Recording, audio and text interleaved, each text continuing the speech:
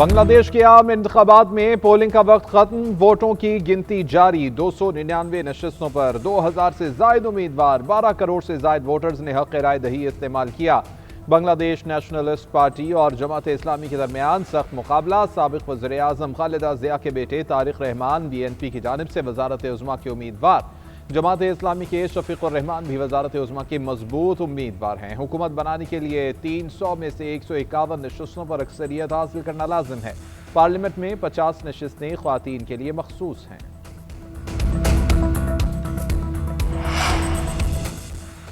Supreme court کی ہدایت پر حکومت کی بانی PTI کے طبی معائنے کی یقین دہانی۔ سپریم کورٹ نے 16 فروری سے پہلے آنکھ کا معائنہ کرانے کی ہدایت کی۔ بیرسٹر سلمان صفدر نے رپورٹ پڑھ کر سنائی، بتایا کہ بانی PTI نے جیل میں حفاظتی اقدامات اور کھانے پینے کی سہولیات پر اطمینان کا اظہار کیا۔ چیف جسٹس نے ریمارکس دیے کہ Salman Safdar friends of court ہیں، رپورٹ میں پیش کی گئی دیگر سفارشات کو خود دیکھیں گے۔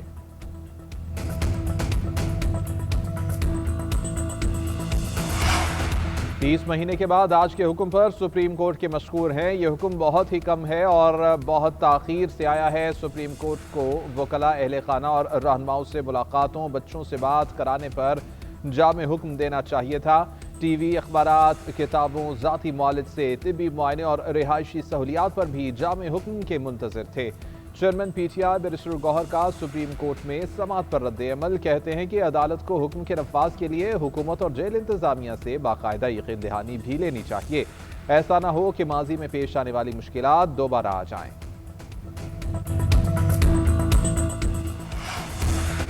بانی PTI کی میڈیکل رپورٹ پر سینٹ میں بحث۔ اپوزیشن لیڈر علامہ راجہ ناصر عباس کا اسلام آباد کے 2 اسپیشلسٹ ڈاکٹر سے علاج کرانے کا مطالبہ۔ رانا ثناء اللہ نے جواب دیا، اس معاملے پر سیاست کرنا ٹھیک نہیں۔ بانی PTI نے یہ نہیں کہا کہ ان کا علاج نہیں کرایا گیا، بلکہ وہ مہیا کردہ علاج سے مطمئن نہیں۔ اٹارنی جنرل نے سپریم کورٹ میں تمام ممکنہ اقدامات کرنے کی یقین دہانی کرائی ہے۔ اپوزیشن لیڈر سے گزارش ہے کہ کسی کی صحت پر سیاست نہ کریں۔ عوام پہلے کی طرح کسی کے دھوکے میں نہ آئیں۔ اب کسی بار کسی فراڈ کو ووٹ نہ دینا۔ میاں والی نے 4 سال پاکستان پر حکومت کی مگر علاقے میں ترقی نہ آ سکی۔ آج پورے صوبے میں بلا تفریق ترقی کا سفر جاری ہے۔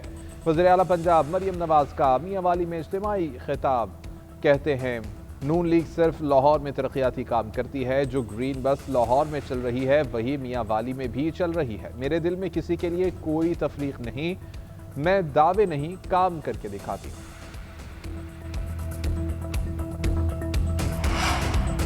پاکستان کی غزہ بورڈ آف پیس اجلاس میں شرکت کی تصدیق۔ ترجمان دفتر خارجہ کے مطابق وزیر اعظم شہباز شریف اور اسحاق ڈار اجلاس میں شرکت کریں گے۔ خلوص نیت کے ساتھ بورڈ آف پیس میں شامل ہوئے ہیں۔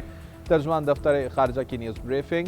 افغانستان سے دہشت گردی کی مذمت، کہتے ہیں کہ اقوام متحدہ نے بھی کہا ہے کہ افغان انتظامیہ کی پشت پناہی سے کالعدم TTP پاکستان میں آزادانہ کارروائیاں کر رہی ہے۔ رپورٹ میں فتنہ الہندوستان، خوارج اور BLA کے تعاون کو اجاگر کیا گیا ہے۔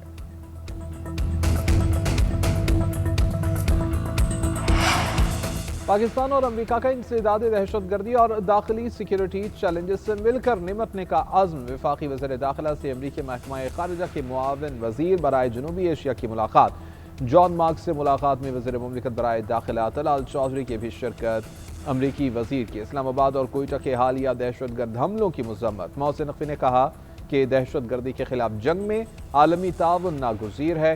انسداد دہشت گردی کے لیے امریکہ کے ساتھ تعلقات کلیدی حیثیت رکھتے ہیں۔ دہشت گردی کے خاتمے اور سرمایہ کاری کے فروغ کے لیے پاکستان عالمی شراکت داری پر یقین رکھتا ہے۔ ملاقات میں کان کنی، معدنیات اور توانائی کے شعبوں میں شراکت داری پر بھی تبادلہ خیال۔